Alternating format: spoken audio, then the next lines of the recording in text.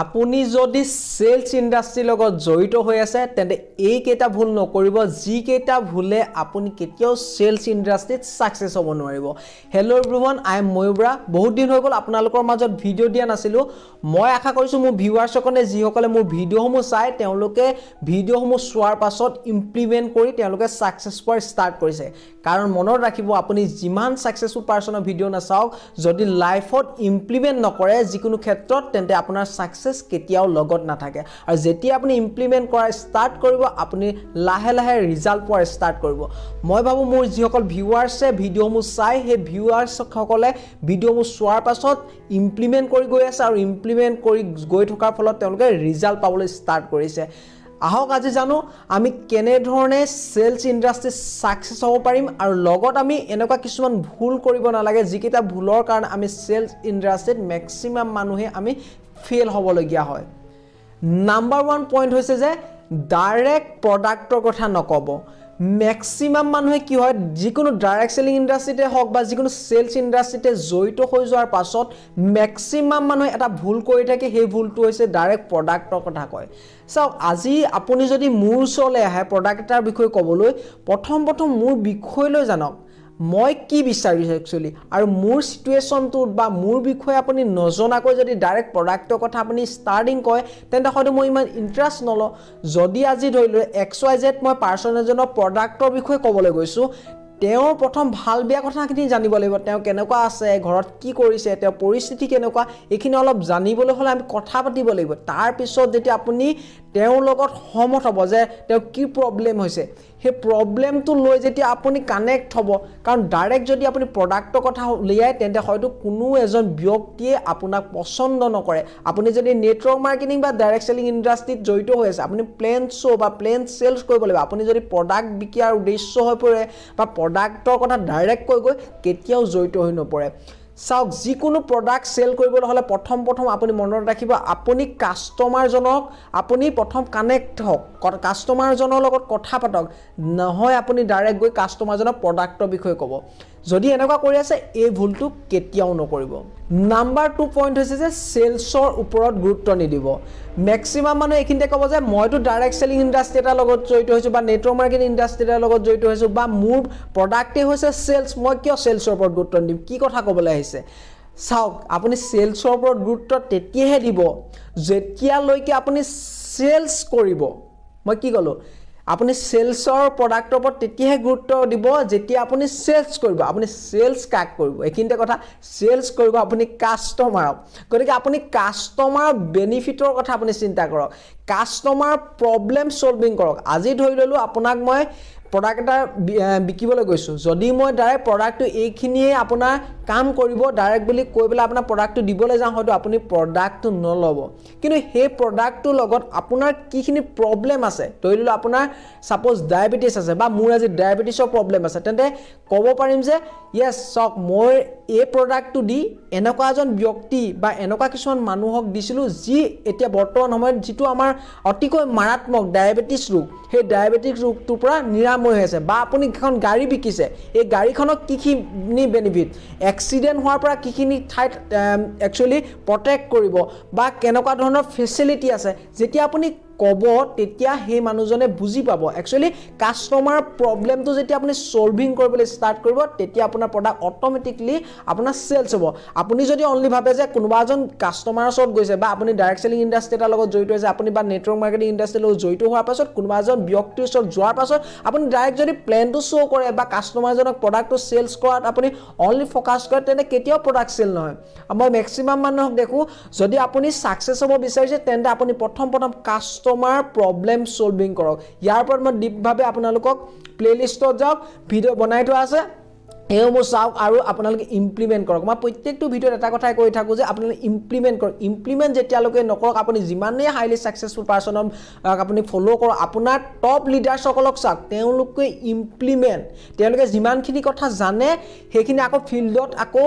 তেওঁলোকে হয় আৰু সেইখিনি কাম কি কয় যি কেইজন লিডাৰছে কৰিবলৈ ষ্টাৰ্ট কৰে তেওঁলোকো ভাল ভাল আজি আৰ্নিং কৰিবলৈ ষ্টাৰ্ট কৰিছে আপুনি চাওক আৰু আপুনি বা মই বা XYZ দুজন পাৰ্সনে হওক যেতিয়ালৈকে আমি ইমপ্লিমেন্ট নকৰো তেতিয়ালে আপোনাৰ ৰিজাল্ট আহিব জানো আপুনি দোকান এখন খুলিম বুলি ভাবিছে সাপোজ মই একদম এক্সাম্পল এটা দিছো আপুনি সৰু এখন দোকান ষ্টাৰ্ট কৰিম বুলি ভাবি আছে আৰু ভাবি থাকোতে গৈছে আৰু এজনে কি কৰিছে হে একে ধৰণে সৰু আপোনাৰ ধৰিলো আপোনাৰ ওচৰত 10000 টকা আছে আৰু ইজনৰ ওচৰত 10000 আছে আপুনি দোকানখন খুলিম ভাবি আছে আৰু এজনে হে 10000 টো ডাইৰেক্ট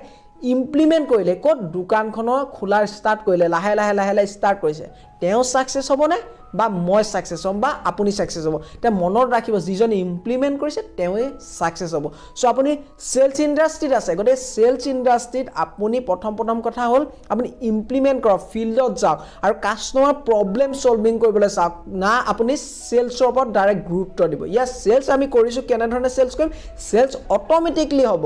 যেতিয়া কাস্টমাৰৰ আপোনাৰ কি প্ৰবলেম সলভিং হ'ব নাম্বাৰ 3 হৈছে যে নিজে ইউজ কৰা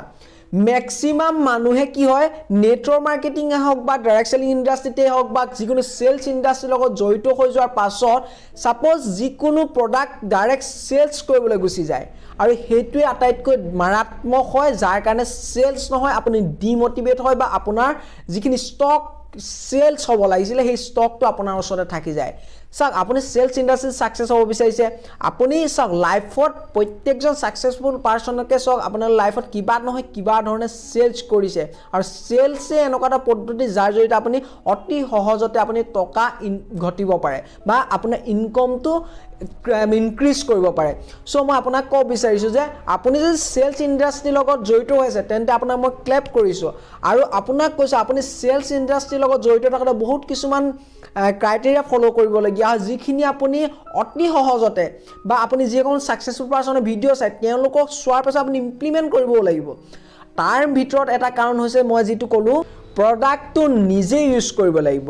প্ৰডাক্টটো যেতিয়ালৈকে আপুনি নিজে ইউজ নকৰে আপোনাৰ ওচৰত হেখিনি কনফিডেন্ট নাথাকিব আৰু যেতিয়া আপোনাৰ প্ৰডাক্টটো ইউজ কৰিব আপুনি বেনিফিটৰ কথা ক'ব যে এই ক্ৰীমটো এইখিনি বেনিফিট আছে নিজে যেতিয়া স্কিনত নলগাব ধৰি ললো আপোনাৰ ওচৰত ক্ৰীম এটা আছে সেই ক্ৰীমটো যেতিয়া আপুনি নিজে নাহানিব তেতিয়ালৈ ৰিজাল্ট আহিব জানো আৰু ম্যাক্সিমাম লিডাৰছে কি হয় বেলেগ কিছুমান কোম্পানীত সোমাই যায় কোম্পানী প্ৰডাক্টটো লৈ ডাইৰেক্ট কি হয় মই প্ৰফিট কৰিম নিজে ইউজ নকৰো যেতিয়ালৈকে আপোনাৰ দেহাত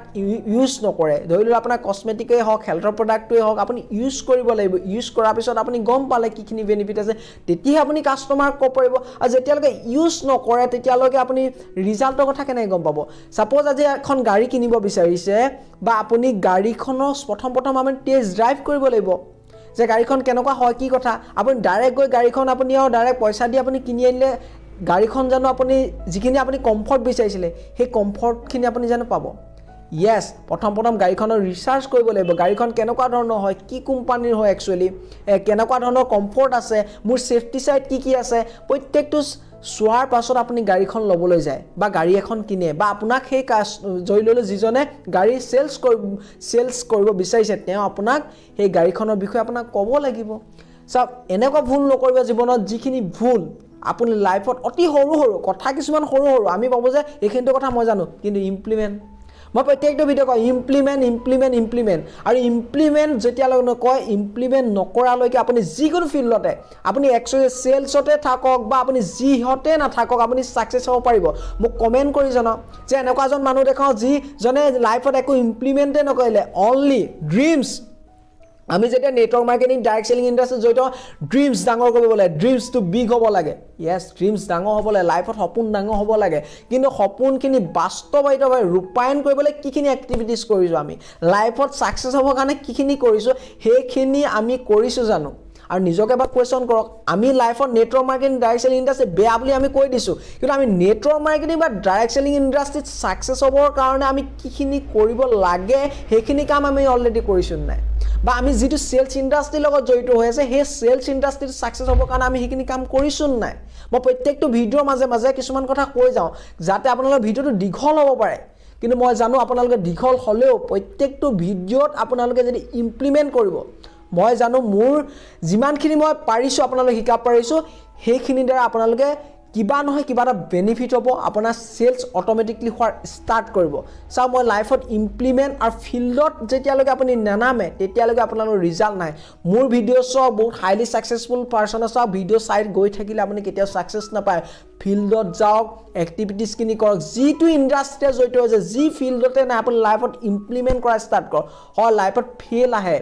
ফেল মতলব এটো নহয় ফাৰ্স্ট অ্যাটেম্প টু লাৰ্নিং আপুনি জীৱনত কিবা এটা শিকিছে আপোনাৰ যেতিয়া ফেল নহয় কোনোবা এজন কয় মই লাইফত ফেলে হোৱা নাই তেওঁ জীৱনত একো কৰাই নাই যিকোনো ফিল্ডত প্ৰথম ষ্টাৰ্টিংত ফেল হোৱাটো স্বাভাৱিক কথা কিন্তু এই ফেলৰ পৰা আপুনি শিকিব ধৰিলে আপুনি দোকানখন ষ্টাৰ্ট কৰি ধৰিলে আপোনাৰ দোকানলৈ কাস্টমাৰ যিমান আহিছিলে এতিয়া বৰ্তমান অহা নাই আপুনি গম পালে আপোনাৰ উইক পইণ্টটো ক'ত আপোনাৰ ভুলটো ক'ত সেই ভুলটো যাতে নেক্সট টাইম নহয় কিখিনি একচুয়ালি কাস্টমাৰক আপুনি স্যাটিসফ্যাকশন কৰিবলৈ কিখিনি দিব লাগে এইখিনি গম পাই গলে আপোনাৰ ফাৰ্ষ্টতে ফেল হৈছে এটো নহয় যে আপুনি লাইফ টাইম ফেল হ'ব এনেকুৱা কোনো কথা নাই আৰু যদি মানুহে সেই কামটো কৰিব পাৰিছে তেনে প্ৰত্যেকজন ব্যক্তিয়ে সেই কামটো কৰিব পাৰিব আপোনাৰ টিমত বা আপোনাৰ এজন ভাল লিডাৰ আছে যদি লাখ টকা ইনকাম কৰিব পাৰিছে আপুনি নোৱাৰা কোনো কথা নাই কিন্তু ষ্টেপবোৰ ফলো কৰক মই নেক্সটটো কম আপোনালোকক নাম্বাৰ 4 পইণ্ট যিটো অলৰেডি প্ৰত্যেকজন ভিউৱাৰ্ছে জানে কনফিডেন্ট সাক আপুনি সেলস কৰিবলৈ গৈছে আৰু সেলস কৰিবলৈ যাওঁতে যদি মই এফালে চাই থাকো বা মানুহজনক মই ভালধৰণে বুজাই নকও বা প্ৰডাক্টৰ কথা নকও কনফিডেন্টলি মই যদি কওঁ আপোনাক দাদা আজিৰ ভিডিঅ'টোত আপোনালোকক মই সেলস কেনেকৈ কৰিব লাগে আপুনি স্কিপ কৰি অলৰেডি গুচি গ'লে এনেকুৱা ধৰণৰ কথা তেনেকৈ ক'লে হ'ব জানো তেন্তে মনত ৰাখা কনফিডেন্ট কেতিয়া আহিব আপোনাৰ মাজত কনফিডেন্ট তেতিয়া আহিব যেতিয়া আপুনি প্ৰডাক্টটো ইউজ কৰিব অলৰেডি মই নাম্বাৰ 3 পইণ্টত কৈছিলে প্ৰডাক্টটো ইউজ কৰিব লাগিব আৰু কনফিডেন্টত কক যদি আপোনাৰ প্ৰডাক্টৰ দম আছে চাওক বেয়া প্ৰডাক্ট এটা কেতিয়াও সেলস কৰিব নাযাব সেই প্ৰডাক্ট আপুনি আঁতৰাই দিয়ক ভাল এটা কোম্পানী কেনেদৰে চয়েস কৰিব অলৰেডি বনাই থৈছো ইয়াৰ পৰা আপোনাৰ ভিডিঅ' ভাল যিকোনো প্ৰডাক্ট আপুনি হট পথত যেতিয়া ইনকাম কৰিব তাত আপোনাৰ সন্মানো পাব আপোনাৰ ইনকামো আছে গৰে হট পথৰে আপুনি এটকাই ইনকাম কৰক জীৱনত আপুনি কনফিডেন্ট যেটো কৈছো নহয় আপুনি নিজৰ ওপৰত কনফিডেন্টৰে যাব পাৰিব আৰু প্ৰডাক্ট তেতিয়া সেলস হয় যেতিয়া আপোনাৰ ওচৰত কনফিডেন্ট থাকে আপুনি ইয়েস আজি মোৰ প্ৰডাক্টটো ইউজ কৰিছক মোৰ আমুকটো গ্যাৰান্টি আছে আপুনি যেতিয়া কনফিডেন্ট হওক আগব মানুহজনক বিশ্বাস দিলে ন হে বিশ্বাসত সেলস হ'ব গৈ পেলা আপুনি এনেকুৱা নহয় দাদা এটো এটা কলগেট হয় এটো আমুক হয় বোৰ্ডিং নকৰিব কেতিয়াও মই অলৰেডি কৈছো বোৰ্ডিং কেতিয়াও নকৰিব যাতে তেওঁ আপোনাৰ কথাখিনি শুনি অলৰেডি বেলেগ কথা ভাবিবলৈ ষ্টাৰ্টিং কৰি দিয়ে আজিৰ ভিডিঅ'টোত আপোনালোকক মই ক'লো যে 4টা পইণ্টৰ বিষয়ে ক'লো যি 4টা পইণ্টৰ জৰিয়তে আপুনি সেলস কেনেকৈ অটোমেটিকলি কৰিব পাৰিব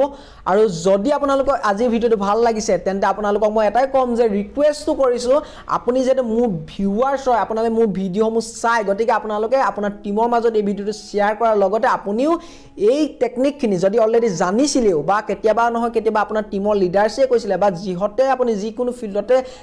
হুমাই আছে বা যি সেলস ইন্ডাষ্ট্ৰিৰ লগত আপুনি হুমাই আছে আপোনাৰ যদি লিডাৰছে কৈছিলে